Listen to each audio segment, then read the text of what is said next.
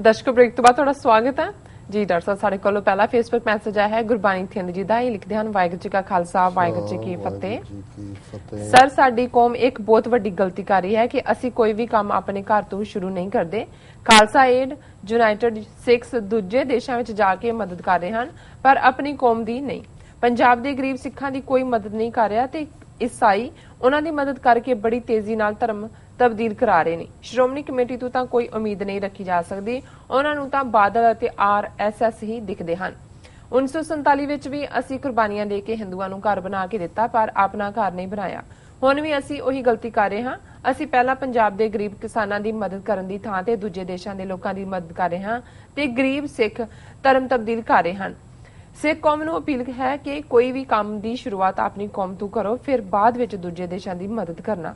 वाहिगुरू जी का खालसा वाहिगुरू जी की फतेह। खालिस्तान जिंदाबाद। जी डॉक्टर साहब जिंदाबाद जिंदाबाद। वीर गुरबाणी थिंद जी ने बड़ी पते की गल की है जी। उन्होंने जड़ियां सिख ह्यूमन डिवेलपमेंट संस्थावां ने या मनुखी एड संस्थावां ने और दो का उन्होंने ना खालसा एड यूनाइटेड सिक्स किया जी। उन्होंने बारे उन्होंने कहा कि भी गल आपां घर तो शुरू करिए। उन्होंने कहा भी तुसीं बाहरले देशों च थां थां ते कुदरती आपदावां दे मौके पहुँच के मदद कर दिओ पर पंजाब च गरीब सिखां दी बांह कोई नहीं फड़ रहा। श्रोमणी कमेटी अकाली दल तो वैसे ही RSS के ढे चढ़े हुए ने। नतीजे के तौर पर ईसाई संस्थावां पंजाब दे विच काम करके मदद करके और उन्हों का धर्म तब्दील भी कर रही ने। और उन्होंने कहा भी यही काम असी सियासी तौर पर 47 किया। कुर्बानियां करके हिंदुओं को घर बना दिता, आप बेघरे हुए और अज असी बाहर तुरे हुए हैं पर पंजाब दे विच साडी जिहड़ी है वो कोई प्रेजेंस नहीं है कि असी अपने मददगार जिहड़े मदद लई लोड़वंद ने गरीब किसान किरती सिख जां साडे दलित भाईचारे दे उन्होंने असी मदद नहीं पहुँचा रहे। मैं बिल्कुल सहमत है और मैं समझदा भी बहुत वारे साडा एक जिवें मैं अक्सर अपने मित्र शेख साहब का जिक्र करदा समय समय जी कि उन्हों का यह कहना हुंदा सी जदों सिक्खी और इस्लाम च जिहड़ा सिखां जां मुसलमानां च खामियां की ने तो एक मुख्य तौर पर वो कहते सी कि जी साडी प्रॉब्लम यह है कि असी टू क्लोज है, असी किसी नूं विच वड़न नहीं दिंदे, अपने बिना असी किसी का देखते ही नहीं और बिल्कुल उहदे च भी अगों असी कौन मुसलमान है कौन नहीं है इहदे भी फतवे दिंदे जी। ते तुहाडी ओह कहंदे सी भी प्रॉब्लम यह है सिखां दी कि तुसीं बाकियां दा ही फिक्र करन ते रहिंदे हो, तुहानूं अपना फिक्र ही नहीं हुंदा कि भी सिखां दा की बनना है जां की बनाना है। इहदे कोलों तुसीं इन्ने क लिबरल हो, इन्ने क खुलदिल हो, इन्ने क फराख दिल और इन्ना क तुहाडा ओपन है धर्म कि भी तुसीं अपना फिक्र छड्ड के बाकियां दे मगर जिहड़ा है ओह लगे हुंदे हो। और मैं समझदा भी इसे स्पिरिट च इन्होंने ये गल कही है जी कि भी ये कोई शक नहीं है भी इन्होंने ऑर्गेनाइजेशंस ने बहुत मार्वलस काम किया है। सुनामी होए, कैटरीना होए, हेती च अर्थक्वेक होए, पाकिस्तान च अर्थक्वेक, इंडियन ऑक्यूपाइड कश्मीर च अर्थक्वेक।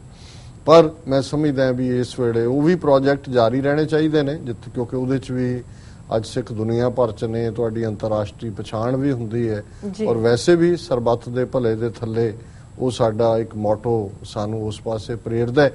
पर साडी मुख प्रायोरिटी इस वेले पंजाब है। पंजाब दे विच गरीब सिख किसानां दा आतमघात, बच्चों का ड्रग्स दे हवाले होना, गुंडागर्दी, गैंग वॉरफेयर और इस सब दे विच कोई शक नहीं है कि ईसाई मिशनरी और हिंदूत्व उन्होंने सिर्फ ईसाइयों का जिक्र किया, हिंदूत्व का भी जे इन्हों जिहड़ा हुण वो ब्रिगेडियर के उत्ते अटैक होया बड़े मान नाल ट्रिब्यून ने लिखिया सी कि जी वो इन्ना कुछ ने आके स्प्रैड आउट किया कि कंट्री साइड पिंडां दे विच जिथे सिखां दी मेजोरिटी है उत्थे भी RSS दीयां शाखावां बन गई हैं।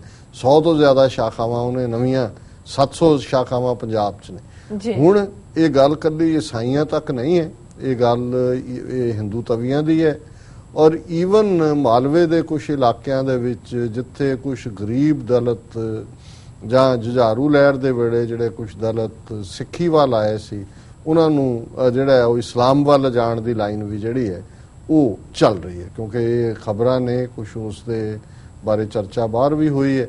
सो असी ये समझते हैं भी इहदे च बजाय कि असी दोष दईए कि जी वो इस्लाम वाले जां हिंदूत्वी जां ਮੁੱਲਾਂ ਜਿਹੜੇ ਨੇ ਉਹ ਕਨਵਰਜਨਸ ਕਰ ਰਹੇ ਨੇ।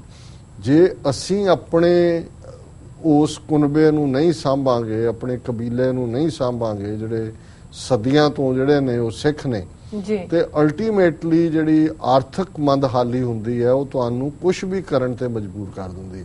ਔਰ ਇਹ ਗੱਲ ਕੱਲੇ ਉਹਨਾਂ ਦੇ ਹਵਾਲੇ ਨਾਲ ਹੀ ਨਹੀਂ ਹੈ। ਜੇ ਤੁਸੀਂ ਕਦੇ ਰਾਧਾ ਸਵਾਮੀਆਂ ਦਾ ਦੇਖੋ ਮਾਡਲ ਜਾਂ ਸੌਦਾ ਸਾਧ ਦਾ ਮਾਡਲ ਦੇਖੋ, ਸੌਦਾ ਸਾਧ ਦੇ ਫਾਲੋਅਰਸ ਵੀ ਵੱਡੀ ਗਿਣਤੀ ਦੇ ਵਿੱਚ ਦਲਿਤ ਭਾਈਚਾਰਾ ਹੈ, ਰਾਧਾ ਸਵਾਮੀਆਂ ਦੇ ਵਿੱਚ ਵੀ ਵੱਡੀ ਗਿਣਤੀ 'ਚ ਨੇ। ਰੀਜ਼ਨ ਇਹ ਹੈ ਵੀ ਉਹਨਾਂ ਨੇ ਉਹਨਾਂ ਦੀਆਂ ਆਰਥਿਕ ਲੋੜਾਂ ਦਾ ਵੀ ਧਿਆਨ ਰੱਖਿਆ। ਉਹ ਭਾਵੇਂ ਫਾਰਮਿੰਗ ਦੇ ਨਾਂ ਥੱਲੇ ਹੈ, ਭਾਵੇਂ ਕੋਈ ਕੰਸੈਸ਼ਨ ਦੇ ਨਾਂ ਥੱਲੇ ਹੈ, ਜਾਂ ਈਸਾਈਆਂ ਦੀਆਂ ਇੰਸਟੀਟਿਊਸ਼ਨ ਪੰਜਾਬ 'ਚ ਜਿਹੜਾ ਕ੍ਰਿਸਚੀਅਨ ਮੈਡੀਕਲ ਕਾਲਜ ਜਾਂ ਉਹਨਾਂ ਦੇ ਜਿਹੜੇ ਸੈਕਰਡ ਹਾਰਟ ਦੂਜੇ ਸਕੂਲ ਹੁੰਦੇ ਨੇ, ਉਹ ਪਹਿਲਾਂ ਤੋਂ ਹੀ ਜਿਹੜਾ ਉਹਨਾਂ ਦੀਆਂ ਫੀਸਾਂ ਮਾਫ ਜਾਂ ਉਹਨਾਂ ਨੂੰ ਕੰਸੈਸ਼ਨ ਦਿੰਦੇ ਨੇ ਬੜੇ ਧੀਮੇ ਅੰਦਾਜ਼ ਦੇ ਵਿੱਚ। ਸੋ ਕੁੱਲ ਮਿਲਾ ਕੇ ਮੈਂ ਸਮਝਦਾ ਵੀ ਸਾਨੂੰ ਇਹ ਫਿਕਰ ਕਰਨ ਦੀ ਲੋੜ ਹੈ।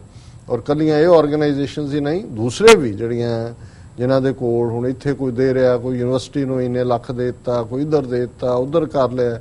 ਮੈਂ ਸਮਝਦਾ ਵੀ ਆਪਣੇ ਜਿਹੜੇ ਆਲਰੇਡੀ ਸਾਡੇ ਸਿੱਖੀ ਦੇ ਵਿੱਚ ਨੇ ਉਹਨਾਂ ਨੂੰ ਅਸੀਂ ਸੰਭਾਲੀਏ ਉਹਨਾਂ ਦੀ। ਔਰ ਇਹੀ ਖਬਰ ਇਸ ਕਿਸਮ ਦੀ ਸਿਕਲੀਗਰ ਸਿੱਖਾਂ ਦੇ ਹਵਾਲੇ ਨਾਲ ਵੀ ਲੱਗੀ ਹੋਈ ਸੀ ਕਿਸੇ ਮੀਡੀਆ 4-5 ਦਿਨ ਪਹਿਲਾਂ ਕਿ ਲੁਧਿਆਣੇ 'ਚ ਉਹਨਾਂ ਦਾ ਉਹ ਸਾਰਾ ਬੈਠਾ। ਉਹ ਕਹਿੰਦੇ ਜੀ ਅਸੀਂ ਸਦੀਆਂ ਤੋਂ ਸਿੱਖ ਰਹੇ, ਅਸੀਂ ਕੋਈ ਇਹ ਨਹੀਂ ਹੈ ਵੀ ਹੁਣ ਜਾ ਕੇ ਸਾਨੂੰ ਕਿਸੇ ਨੇ, ਅਸੀਂ ਤਾਂ ਗੁਰੂ ਸਾਹਿਬ ਦੇ ਵੇਲੇ ਤੋਂ ਜਿਹੜਾ ਸ਼ਸਤਰ ਬਣਾਉਣ ਦੀ ਸੇਵਾ ਕੀਤੀ। ਦੂਜੀ ਉਹਨਾਂ ਨੇ ਕਿਹਾ ਪਰ ਹੁਣ ਸਾਡੀ ਕਿਉਂਕਿ ਇੰਨੀ ਇੱਕ ਮੰਦੀ ਹਾਲਤ ਹੈ ਕਿ ਵੀ ਸਾਡੇ ਚੋਂ ਕੁਝ ਲੋਕ ਜਿਹੜੇ ਨੇ ਉਹ ਦੂਜੇ ਧਰਮਾਂ ਵੱਲ ਜਾ ਰਹੇ ਨੇ ਕਿਉਂਕਿ ਉਹਨਾਂ ਦੀ ਉਹ ਮਦਦ ਕਰਦੇ ਨੇ ਔਰ ਮਦਦ ਕਰਨ ਦੇ ਨਾਲ ਉਹਨਾਂ ਦਾ ਧਰਮ ਪਰਿਵਰਤਨ ਵੀ ਉਹ ਕਰਦੇ ਨੇ।